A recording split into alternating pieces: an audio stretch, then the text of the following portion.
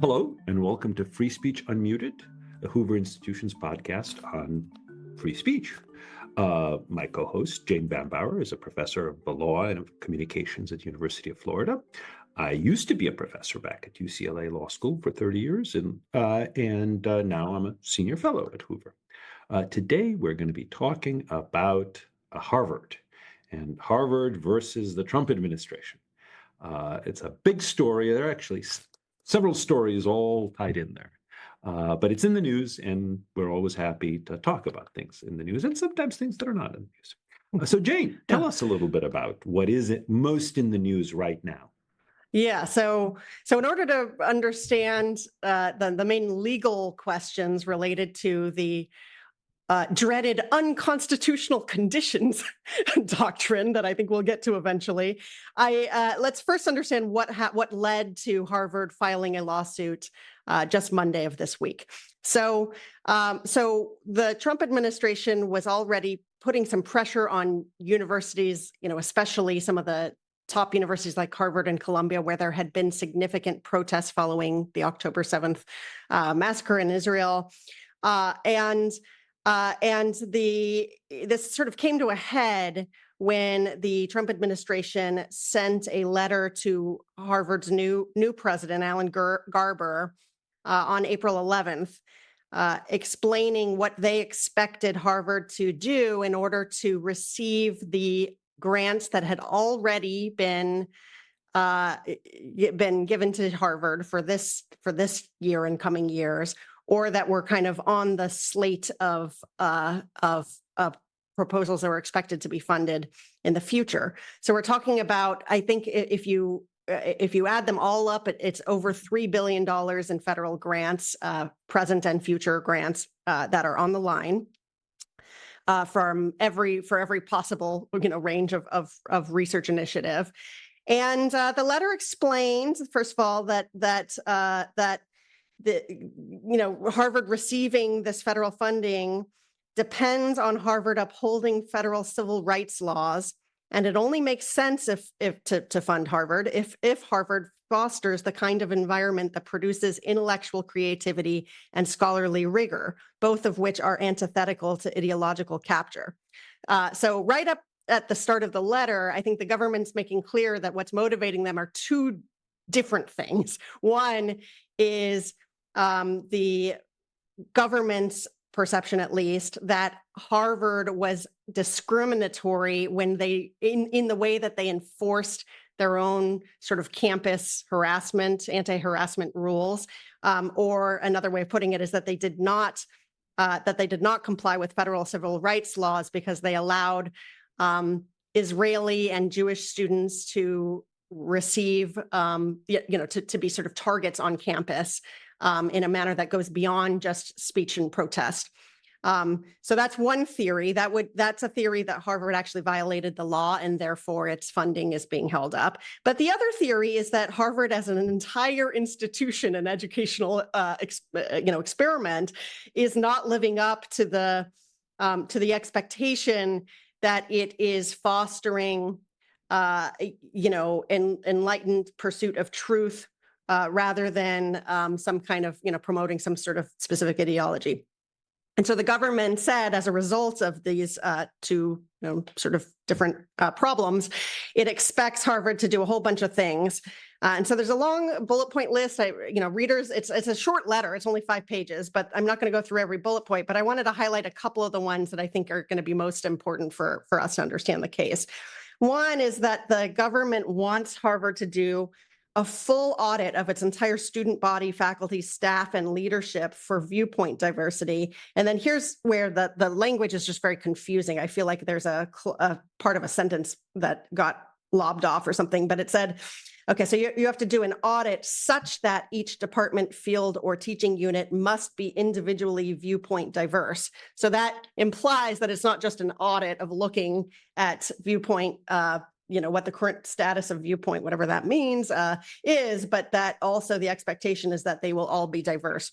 It also mandates the discontinuation of DEI programs and initiatives and positions under whatever name they might be using.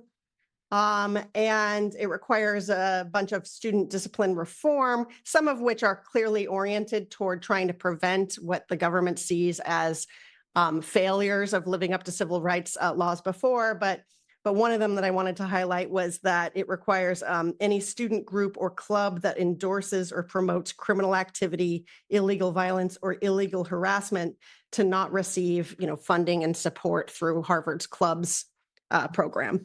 So then there are a bunch of other ones, but I think those three are probably on the, well, we might wind up discussing others, but let's start there. And so as a result of this and some of the other requirements, Harvard decided this is too much micromanaging. It's also inappropriate, especially given, I can kind of understand this particular president. I think he understood that Harvard did need, it was time for some reflection and reform at the university anyway. I think some changes had been made since the tenure of the last president, Gay. I'm blanking on her first name. Will you remind me, Eugene? Claudine Gay, I believe. Claudine Gay, right? And so, so I think at least the way that they present the case is that this was an affront and an attempt to completely sort of take over the academic independence of Harvard University. So does that give us enough background to start talking about the law, Eugene? Well, I think so. Okay. All of these cases are fractal. You can talk about it at one level, and then you can, I don't know, take 10 minutes, and then you can take any one of those items, spend 10 minutes, 10 hours, 10 days. Oh, we could. Yes. This is rich. So, at some point, we've got to cut it off. And I think that's a great summary. So let's just step back a little bit and think about big picture First Amendment principles here. And the way we've allotted it, you were summarizing the letter. I'm going to summarize the principles. I think these are ones we probably both agree on. They're not controversial matters. So first, of course, nobody has an entitlement to government grants, generally speaking. If the government wants to say, we're just going to get out of the business of providing grants for research, or get out of the business of providing assistance to students or whatever else, perfectly free to do that. At the same time, the government generally can't leverage its grant-making power into the power to restrict the speech, especially based on viewpoint, of grant recipients. One way of thinking about it is the federal government sucks up 23%, as best I could tell, maybe the number's off by 1% or 2%, of the gross domestic product. You add state and local governments are probably about 30%, and then redistributes it. And that doesn't even include various kinds of indirect subsidies, such as tax exemptions, which are also under discussion here. We're going to get to that later in the show. But we're talking about tremendous part of the economy. And if the government could just say, look, we're going to suck all of that up, and then we're going to hand it out, but only on condition that you don't say things that we think are anti-government or anti-war or racist or anti-Semitic or anti-environmentalist or pro-environmentalist or whatever else, the government would have tremendous power to control public debate. So as a general matter, the court has said two things, which are in some tension, but I think both of them have to be true. Certainly they are true as a matter of doctrine.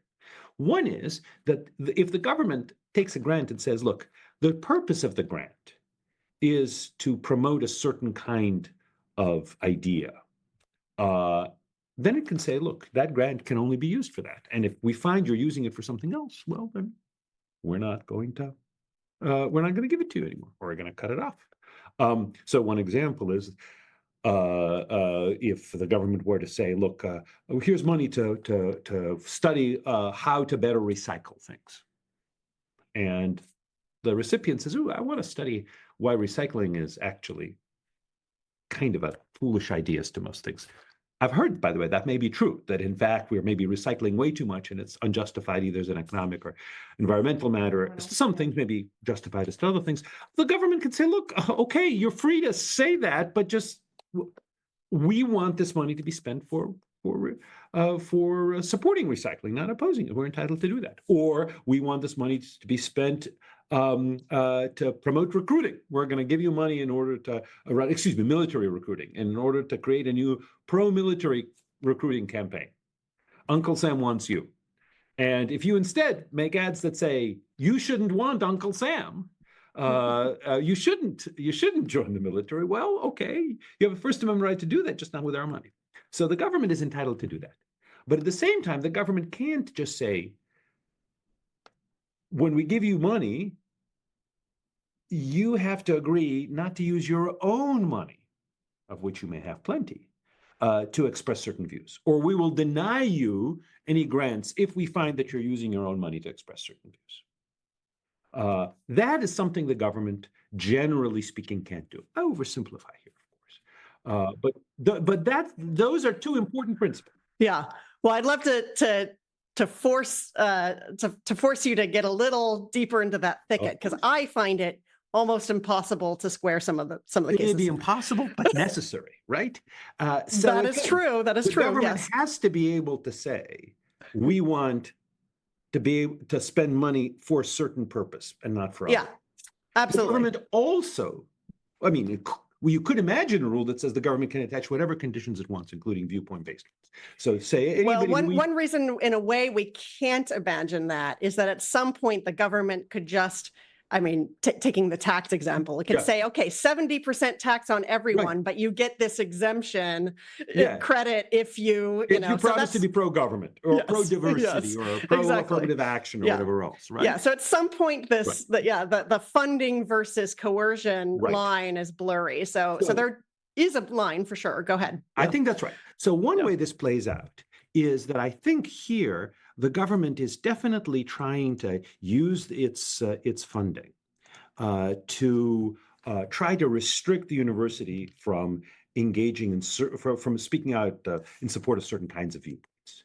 So, for example, the letter calls for the government, calls for Harvard to end recognition, as you pointed out, of certain student clubs, including ones that just advocate for illegal conduct. Advocacy of illegal conduct is, generally speaking, constitutionally protected. At the abstract stage, somebody could say revolution is a good idea. There were people in American history who said revolution is a good idea. Some of them we put on our currency. But even beyond that, the university must shutter all diversity and inclusion programs. Well, some of those programs may in fact engage in an illegal discrimination, let's say, but others may be simply trying to promote certain kinds of views that are associated with the DEI movement. Many of those views I disagree with, but the university is entitled to use its own money to promote those views. So those are examples of situations where the government is trying to essentially suppress certain viewpoints by imposing, essentially trying to impose this condition on government funds. And again, not just limited on viewpoints in the spending of those funds. It's trying to essentially say we're not going to give any funds to Harvard so long as it uses even its own funds for certain views. So that's one. Okay, so let me clarify one thing just to make it really, really abundantly clear for the audience, and then I have a specific question for you before we before you take us in another direction. So first of all, in Harvard's complaint, they make many of the arguments that you just made, but they also rely on some text and a citation to Moody versus NetChoice. We've talked about that case, I think at least twice on this podcast already, but I just want to make clear that's not an analogous case, because any reference to cases where the government, as it did in the Moody case, where the state law would have mandated, without, this is not a condition on funding, it's just a general blanket mandate or regulation that would have required platforms to be viewpoint neutral, for example. that kind of that kind of regulation is distinct from the question of whether this is an unconstitutional condition on funding. So I did want to make that really clear. Right.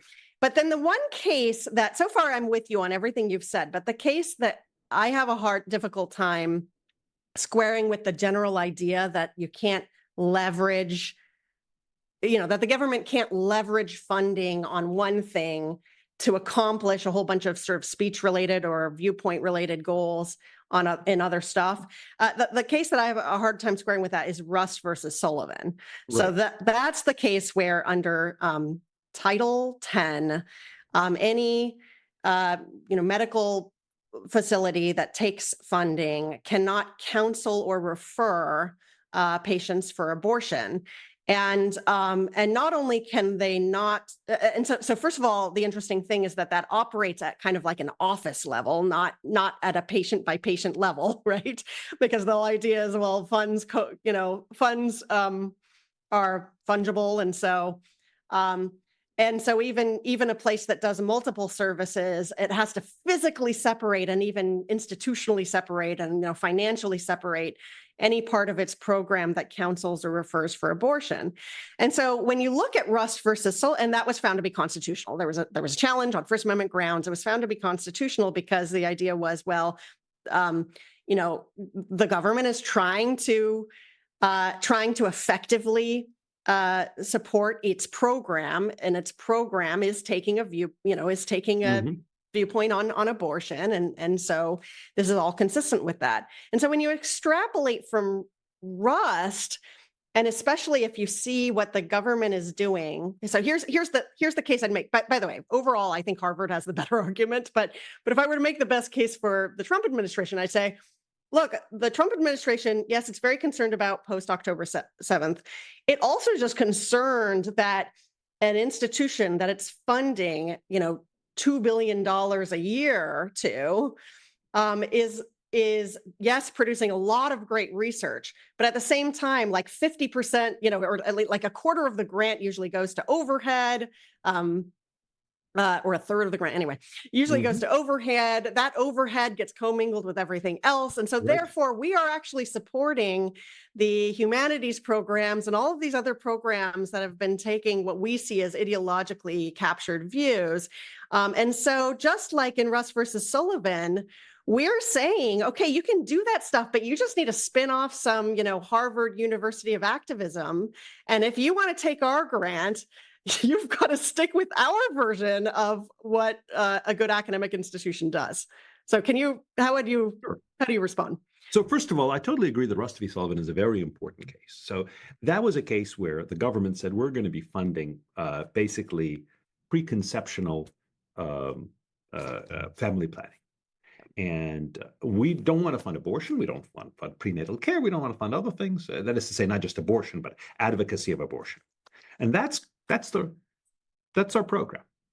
And the Supreme Court said the government is entitled to do that, entitled to fund advocacy of one thing and not another. The analogy it gave is that the government can fund the National Endowment for Democracy without funding a National Endowment for Communism or Fascism, right? And the court upheld the particular program there because it said, look, if some organization wants to take those funds and use them for preconception family planning, and then also advocate for abortion, that's fine. It just has to have various kinds of institutional structural separation to make sure there isn't that kind of commingling.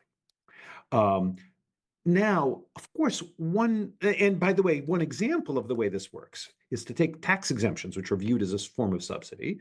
There's a tax exemption that's generally, like, for example, for charitable tax deductions, you need to have 501c3 status, but you can't then engage in lobbying or argue in support of or against the election of candidates or engage in substantial lobbying. But what you could have is you could have a separate 501c4 organization. So some of your donors can give money to 501c3, which is going to be tax deductible and can be used cannot be used for electioneering or substantial lobbying, or can give non-tax deductible contributions to the 501c4, which can then be used in certain ways. But of course, indeed, universities are unitary institutions, generally speaking, from that kind of structural perspective. And they don't generally have departments of, not even departments of DEI, but separate 501c4s or whatever. Right. I'm oversimplifying here, but separate organizations that do DEI. But in fact, Rust v. Sullivan, the majority opinion written by arch-conservative Chief Justice Rehnquist, and by the way, I think he would endorse the label arch-conservative. I'm trying to be descriptive here, not pejorative.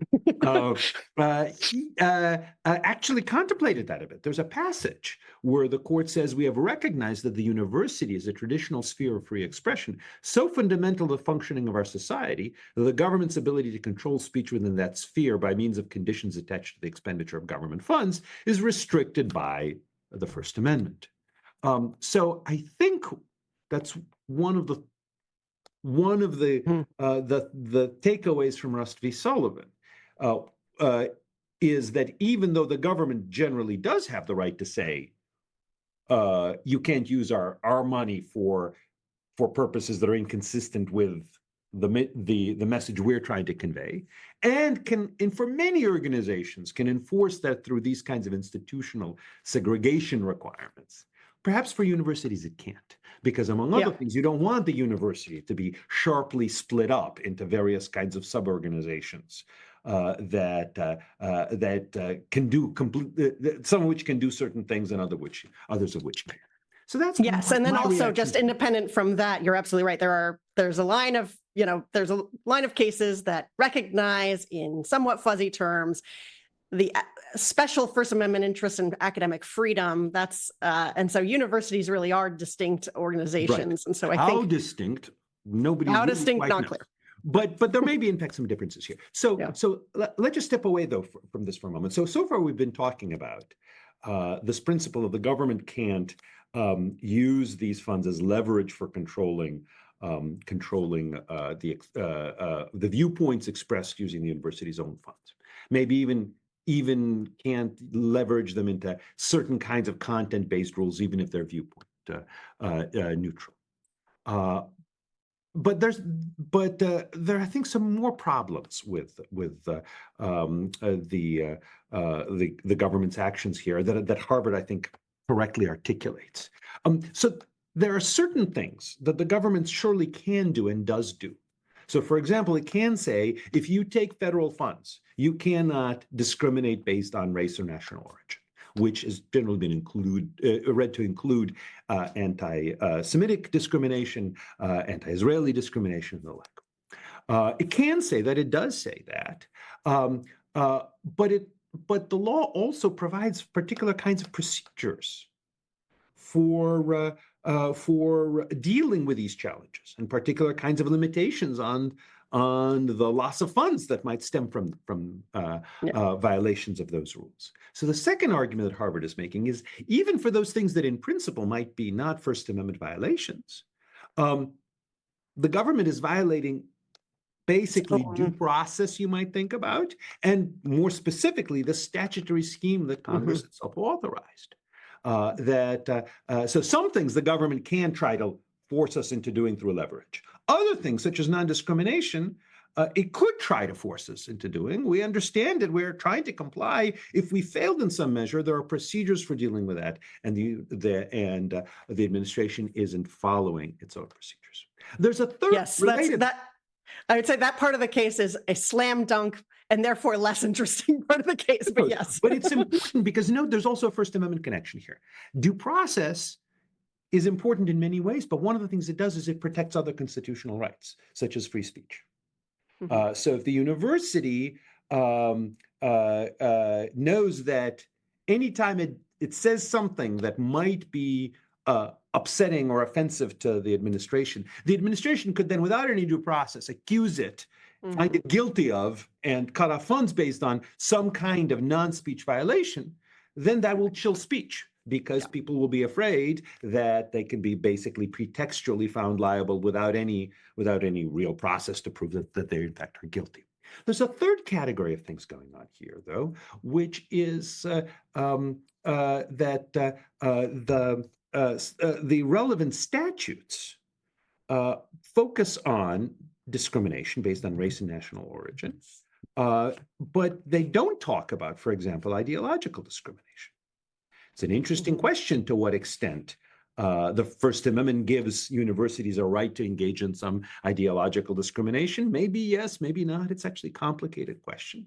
But Congress has not passed any statute that says, as a condition of getting federal funds, you have to not discriminate based on political affiliation in hiring, or let's say in admitting students or whatever else. So another related argument that they're making is, look, whatever, at least some of the things that the administration is faulting us for, there's no statutory basis for faulting us for. And in our system, if there are funds that are allocated, generally speaking, the president can't just say, I'm going to withdraw those funds just because I don't like something you're doing.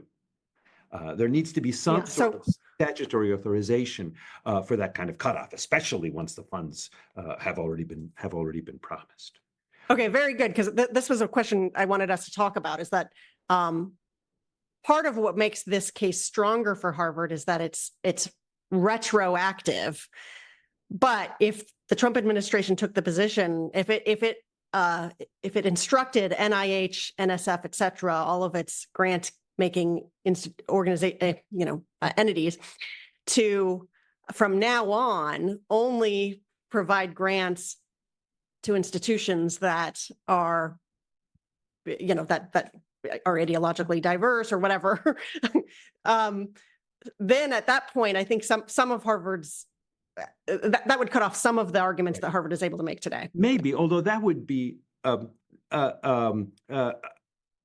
would raise the question, which we're not going to talk much about, at least I'm not going to talk much about because I'm not an expert on this, but the question of whether the current statutory schemes authorize the executive branch just to say, even though Congress never told us to pursue ideological diversity and so on and so forth in our grants, we're going to have such a rule going. Okay, so I agree. May actually depend on the particular statutory scheme.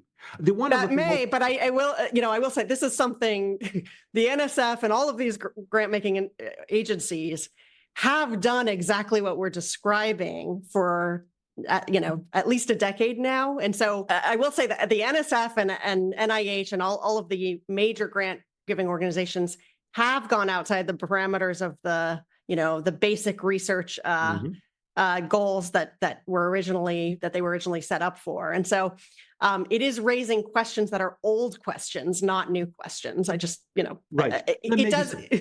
Maybe so. One other thing that I should mention, just since this is such an important part of the letter, is that securing ideological diversity is, on the one hand, I think in principle, a very good idea. You don't want to have echo chambers. You don't want to have ideological monocultures. Generally speaking, I oversimplify here, but generally speaking, ideological diversity is pretty valuable to doing good research. I'm skeptical of claims of racial diversity and such. I think they're often overstated, but ideological diversity very much so. And one test of that is, of course, I think people uncontroversially say, like, you want to put on a conference or a panel on something, just make sure you have people from both sides or many sides, right? That's a more interesting panel to go to than if everybody is taking the same view. This having been said, actually setting up ideological diversity rules and then enforcing them on the government's part might itself pose important First Amendment problems, because then you have to kind of decide, like, what kind of ideological diversity qualifies. What if the chemistry department does not hire someone who endorses the phlogiston theory of fire? Well, is that ideologically undiverse? Well, yes, I suppose, but there's good reason, I'm told. By the competence versus viewpoint. Right. But beyond that, let's say that, for example, you look at a department and the department says, well, we're super ideologically diverse. We have people from Bernie Sanders supporters all the way to Kamala Harris supporters, right? Well, that is maybe different views in some measure, but you'd say, well, that's not good ideological diversity. But let's say it does have kind of some conservatives, some liberals, some moderates, some says, well, you don't have any socialists. That's not ideologically diverse enough. Or you don't have any outright fascists, let's say people who actually endorse Mussolini's perspective, not just not just people who Not just name calling, right? by being called fascist. Well, presumably, among other things, you don't want to get like a situation where there are 10 faculty members in your department, and there are boxes, like you can only fill them by the box. Well, this is the socialist slot or whatever else. So it may be that these kinds of ideological diversity rules, if enforced by the government, including by the threat of removal funds, may actually be too likely to be viewpoint based in implementation, too vague in some respects also as well, which may lead to viewpoint discrimination, that they may be impermissible. An interesting and important question, but in any event, I'm just not sure that there's really any statutory authority for the government to say, as to all of these funds, which we've already allocated, we're just going to cut them off because now we have this ideological diversity criteria. Good.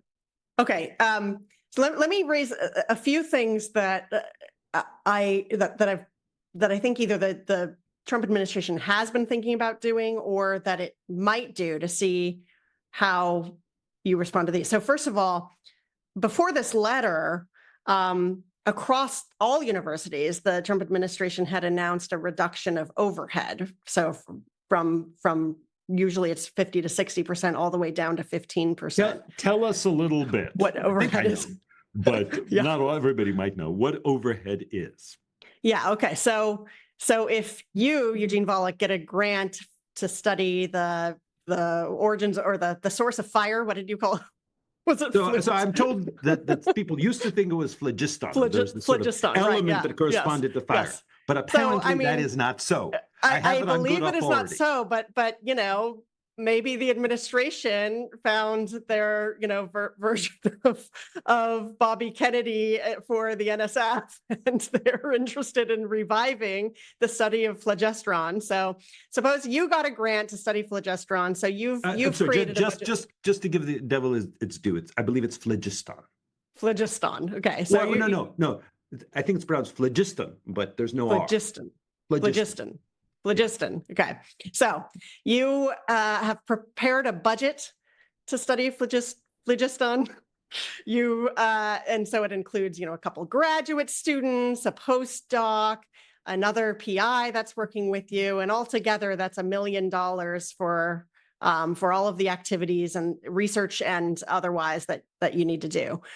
On top of that, the university will request an additional $500,000 for overhead, which is like, okay, well, in order to even have Eugene Volokh in his office doing his lab work, we have to have the lights on, we have to have staff, we have to have facilities, we need maintenance. And so rather than kind of describing this piecemeal, we're just going to estimate and say, okay, that we need a grant that covers an additional 50% to cover to cover all of this. Now, as a matter of, obviously, though, 50% is quite a bit more than the amount of funding that's needed just for you and your graduate students to do the research. And so as a practical matter, universities for a long time have benefited. And I should say, let me be very unambiguously clear here. I'm a big fan of the university as an institution. It does a lot. They continue to do a lot of incredible research, and the overhead is also important for funding all sorts of things that universities ought to do, and for keeping tuitions a little bit lower than they otherwise would be, I guess. But in any case, a lot of these funds wind up kind of in a general fund and wind up being managed the way the university prefers.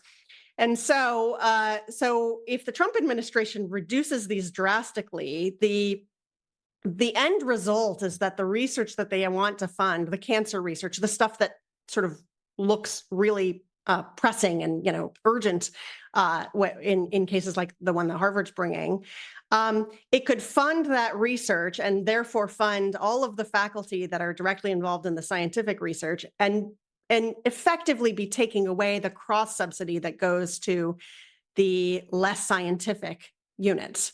So there's one option. Another two options I'll throw out there are conditioning the giving of grants to universities that do not take money from sources that the administration might worry is actively corrupting campuses, like Cotter, for example. And then third, I too share your general sense that universities ought to be viewpoint diverse. That is extremely hard to define. One thing that the state of Florida did, so I'm not a fan of most of the Stop Woke Act, but I am a fan. I'm a very big fan of some parts of it here in Florida. And one part that I really like is that the state legislature went ahead and funded a new unit, academic unit that revives kind of the study of classics and then also economics and philosophy and that sort of thing at the Hamilton Center, they call it. And so they're just going ahead and creating grants for the hiring of the people they want. And so it could be that there's just an additional layer of grants that goes toward the hiring of people that can balance out the institution. So I'm wondering, what do you think of those ideas? So great questions. So first, with regard to the overhead, seems to me that the government can say we're only going to pay 10% of grad expenses for overhead, or 20%, or 0%, or even say, look, you want to apply for something, we're only going to pay half of what you apply for. You have to get other funds for the other things, and we won't pay for any overhead. It's not a complete grant. Maybe we won't get as much of the research we want to fund, but we want to do it on the cheap. And sometimes it's a smart thing to try to do things on the cheap. Sometimes not. Yeah. So I think that is certainly an example of a content neutral, or sometimes it could be content based, different rules for physics research than for history research, but viewpoint neutral condition on funding. And I think it's constitutional, unless, of course, it's a pretext for viewpoint discrimination. If they say, oh, we're going to decide on a case-by-case basis how much overhead to give you, but there's a memo that ends up being released inside the department that says, well, if the research has one viewpoint, then give it lots of overhead. Other viewpoints don't provide any overhead. That might be subject to Rusty v. Sullivan, all the questions we discussed. That might pose some serious problems. Now, the second thing is, or maybe it's the third thing, but is the question of funding particular centers that are aimed at promoting certain kinds of views. I think that poses interesting problems. I don't think they're First Amendment problems, but I do think that they could be difficult administrative problems. I mean, the reality is lots of universities have departments which, while facially viewpoint neutral, in practice were set up in part because the university wanted to promote a particular kind of ideological agenda. And they could be, I'm told that, for example, sometimes there are centers for the study of labor law and such, which are supposed to have are created with an understanding they're going to have a pro-union perspective, or centers for the study of the environment that have a particular kind of environmentalist perspective. And of course, people have made the same arguments about various kinds of departments, identity studies departments and such. I think that's the reality. And I think it's, again, very hard to police ideological neutrality there. I think given that, if the state government wants to say we're going to be funding the study of American originalism or something. Pardon? Originalism, or the study of originalism, or study of law and economics, which is something not inherently conservative, but has been in some measure associated with conservatives, or the study of kind of the classical influences on the framers, or the framers' influences on today, or whatever else.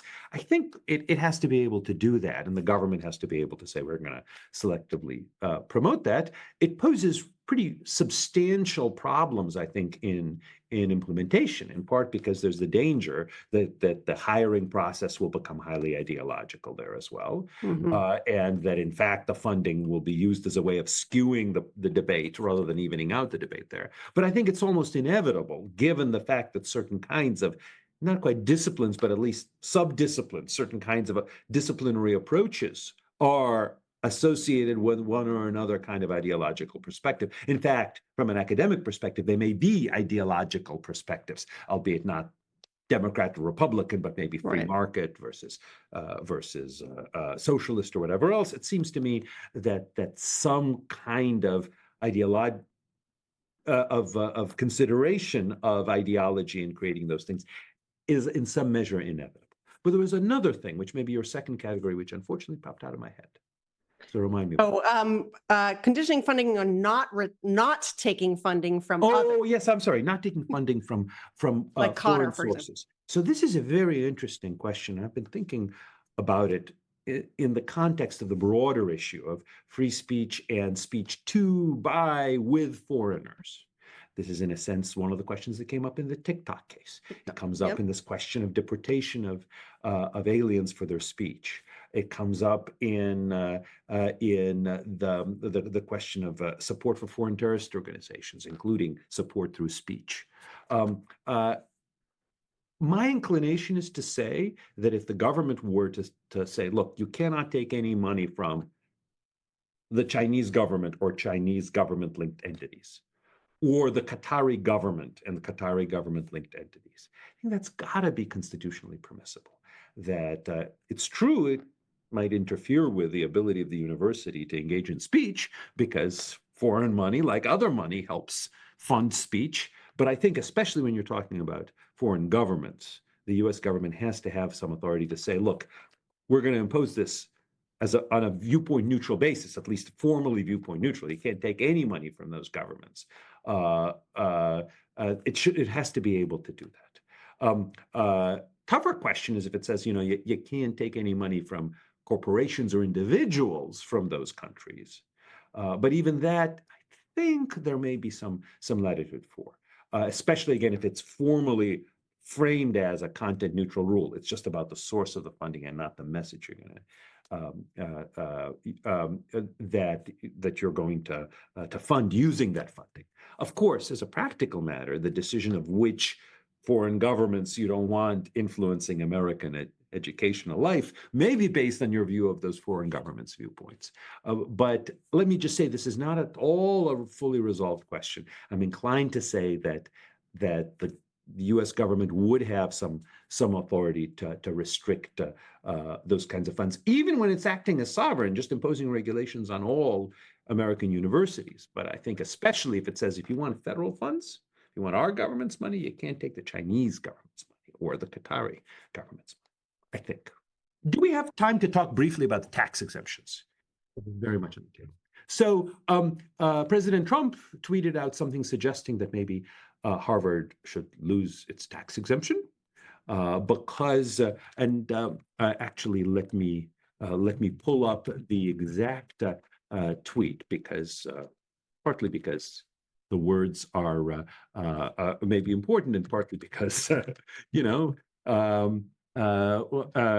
one might say about President Trump, he has a flair for the dramatic. So the tweet says, perhaps Harvard should lose its tax-exempt status. Tax-exempt and status, the first letter capitalized, and be taxed, again with a capital letter, as a political entity if it keeps pushing political, ideological, and terrorist-inspired / supporting, quote, sickness, close quote. Remember, tax-exempt status is totally contingent on acting in the public interest. I say that way because public interest is all caps with an exclamation. So IRS is apparently planning something along those lines, though the details are unclear. Now, can they do that? I think the answer is almost certainly no. And I made exactly the same point, actually, to a Democrat-controlled House subcommittee in 2019, and before that in 2016, when I was talking about calls to strip the tax exemption from groups that are supposedly engaged in hate speech. And my point was that, very similar to what we were talking about before, the tax exemption is indeed a form of government funding. It is, in a sense, like a matching grant subsidy. It's a little complicated, but basically, from an economic perspective, a tax exemption is a sort of subsidy, is equivalent to a sort of subsidy. But even if you view it that way, you can't deny it based on the viewpoint that a group communicates. This actually goes all the way back to 1958. There's a case, Spicer v. Randall, which involved a state property tax exemption, but the analysis would be the same as federal income tax exemption. There, the tax exemption was denied to people and organizations that, quote, advocate the overthrow of the government of the U.S. by violence, or who advocate the support of a foreign government against the U.S. in the event of hostilities. So at least But that's against the public interest. Right.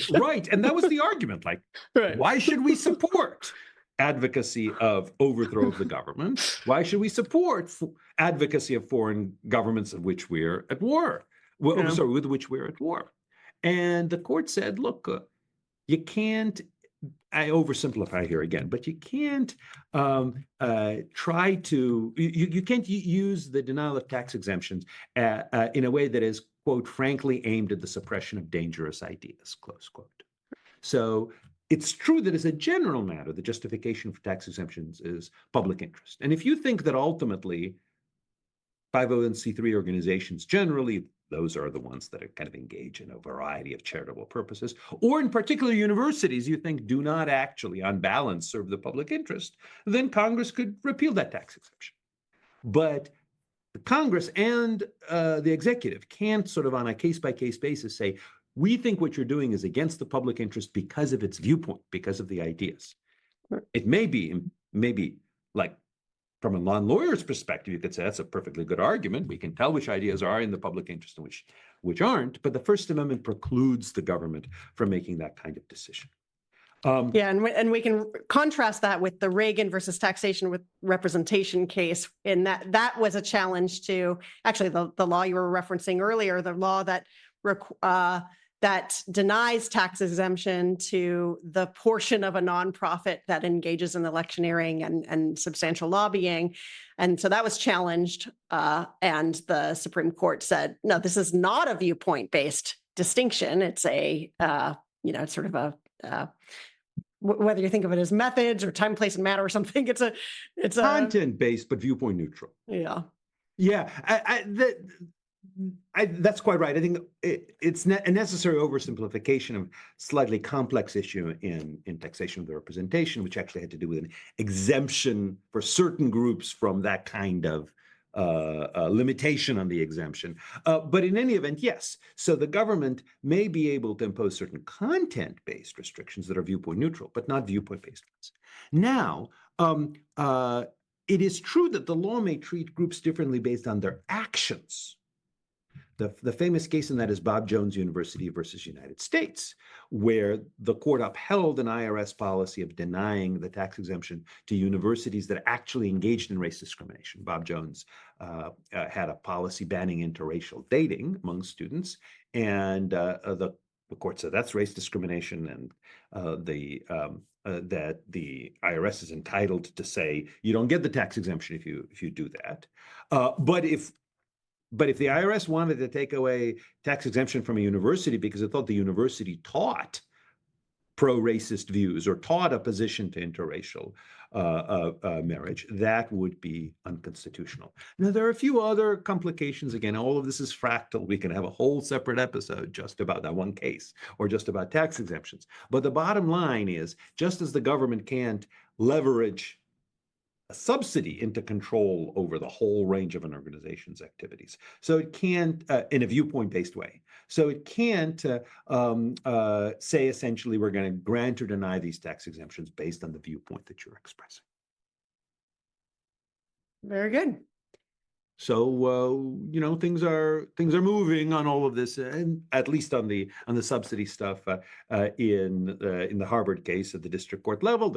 My assumption is there's going to be some temporary restraining order, preliminary injunction, or at least argument on that relatively soon. So maybe at some point we'll revisit this question in light of an actual court opinion. And if not, I'm sure that both the Trump administration and life in general will keep giving us other interesting topics. But I expect this is not the last we've heard of this particular controversy. I agree, and there may be other spin-offs on topics related to this one. So, all right, well, thanks for enlightening us, and Well, thank you for enlightening us.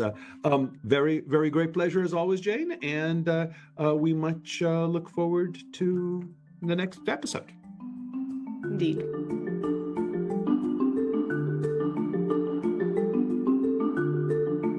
This podcast is a production of the Hoover Institution, where we advance ideas that define a free society and improve the human condition. For more information about our work, or to listen to more of our podcasts, or watch our videos, please visit hoover.org.